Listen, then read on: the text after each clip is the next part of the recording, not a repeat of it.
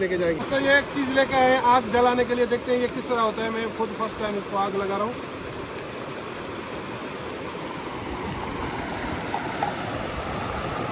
ये आग लगाने के लिए जो है ना, आग सक्सेसफुली जो है ना हम जला चुके हैं। और अभी देखना है कि इनको आग लगेगा कि या मेरा वो जो सफ़ेद वाला लेके आया वो ख़त्म हो जाएगा पहले। अगर नहीं हुआ तो फिर हम ये प्लास्टिक वगैरह या कुछ सूखी हुई लकड़ी वगैरह उठा के उससे आग जलाने की कोशिश करेंगे।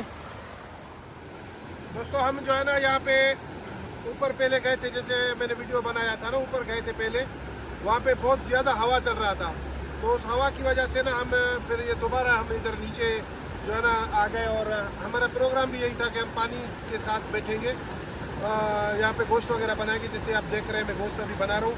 आग उधर मैंने जला लिया है, वो आग जो है ना पता नहीं जल रहा है कि ये पता नहीं, चेक करना पड़ेगा, चेक करना पड़ेगा भाई।